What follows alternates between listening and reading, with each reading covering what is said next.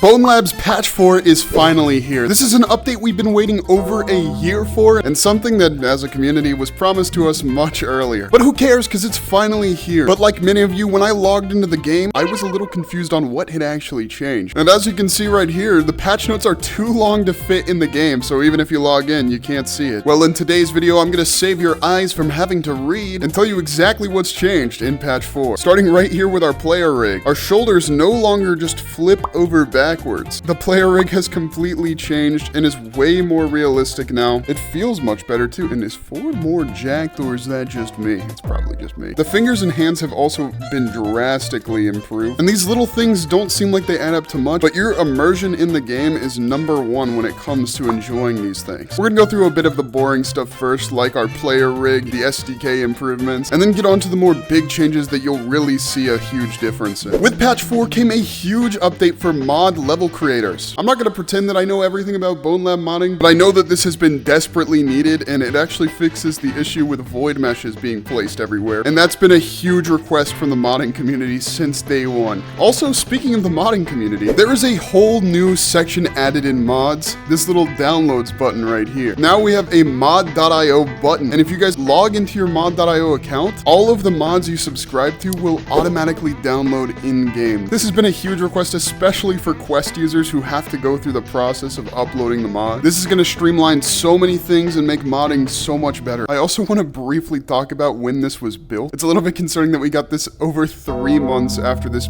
build was built, but hey, I digress. At least it's here now. I think they wanted to get the Quest version and the PC version out at the same time, and they probably built this one first. But what is our favorite tool when we're spawning in mods? That's right, Halfway Park. Just kidding, the spawn gun, of course. Which got a massive UI update, which looks so much better in my opinion. This is a little bit closer to what the modded version looked like. And while I'm in this menu, I might as well show this off. Allegedly, gun recoil got a huge improvement. I'm noticing a little difference for sure. Yeah, just the hand feel feels way better when it comes to recoil. Also, NPC encounters apparently got a huge rework. Oh yeah, he's definitely more of a threat now. These guys were total pushovers before. Looks like the AI might have gotten improved too, because he is just tracking me. He is not letting me out of his sight. No, dude, I cannot even get... Oh. It honestly feels like they made these guys more weighty too. And that leads perfectly into the next segment. Slower avatars are now slightly faster, and this makes the heavy just so threatening. They said slightly faster. I feel like I'm at light speed when it comes to using the heavy now. I wish these were still breakable NPCs, but a bunch of my mods broke. Also for the mod creators out there, there's now new AI settings that will let you create aggro zones, safe zones, spawn enemies in already pre-aggroed onto the player, and you can even set NPCs to patrol a certain area, which is absolutely crazy. Even a suite of tools to help pre-pose NPCs when you've spawned them in. No longer will it just be a bunch of Fords sitting in a circle. Maybe you can have a hand resting here, or maybe you can even have a Ford smoke looking over the balcony while you're doing a stealth mission. It's gonna bring a whole lot of new life to custom levels in BONELAB. Speaking of new life, we've got some quality of life improvements to talk about. The one I've seen the most people talking about is this gacha machine that tells you how many gachas you have left and lets you spend ammo on it. This has been a feature in the public beta version of BONELAB that you needed to run BONELAB Fusion before. But all you gotta do is put your ammo in here. It costs 20 ammo a spin. You get out a ball that you don't have yet. You pop it, and you get a new item for your spawn menu. Looks like I've got 51 left. As well as the body mold being improved. You can take a look through all the avatars, or just look through groups. So let's see what specialty avatars are. These are going to be your base game avatars with different specialties. Let's see secondary. These are all the avatars that you get post-game. These are for testing levels. And then of course this other section just has all of them for some reason. I don't know. The Quest users out there, they have enabled 4 times anisotropic filtering. I'm not gonna pretend to know what that is. I'm pretty sure that's like anti-aliasing stuff though. As well as the foveated rendering improvements, which would help if we got eye tracking on the next quest, as well as increasing the available texture cache, which should make the game run smoother than ever. But let's get into the big ones, like level changes to the base game. As you can see in the background, these look much more realistic. It actually looks like the area you get to at the end of the game, rather than it just being random the medieval buildings. And if I'm not incorrect, some of these guys have more animations. Also, you guys gotta be very careful moving into these new areas. As you can see there, they've changed BONELAB to be more reliant on zone loading. So if you're flying around in no clip mode, you might run into issues where places are not loading in properly.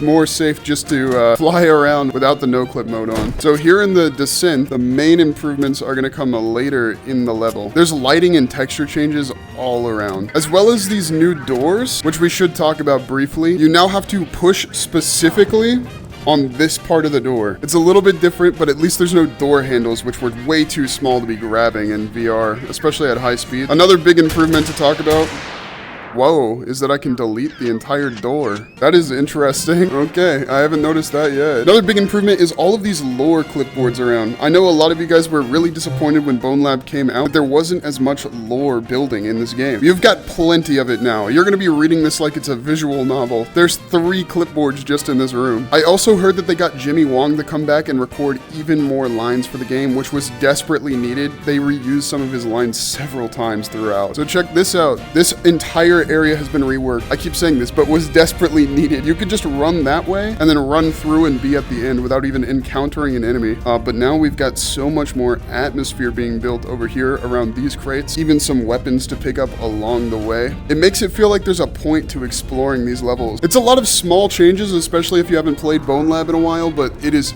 incredibly noticeable. I love little world building details like that giant machine up there on the ceiling. The sense of scale in this room now is just absolutely bonkers. Little signs like sewage system around as well, just letting you know where you're at. Now when we head towards the city district, we've got some improvements that make it feel more and more like a city. Little low poly building details, the doors too. Once you get used to them, they're so much better. The lighting is completely different in here, which makes this feel more and more like a sewage system, and just more and more world building details like these up here, more building details. It makes you feel like you're actually in a city rather than just like plain geometry. The zoning improvements are also crazy, like how much zoning improvement they've done to the base game. As you can see over there, there's nothing spawned in, no items, which may seem like a bad thing, as like when you're no clipping around, it's way harder to get to areas you want to get to without messing up the load zones. Like yesterday when I was checking out this live, I actually messed up the final area, no clipping through, and there was no windmill on the windmill. But it makes a lot more sense when you remember that this is going to be running on people's quests, and the more of these improvements they make,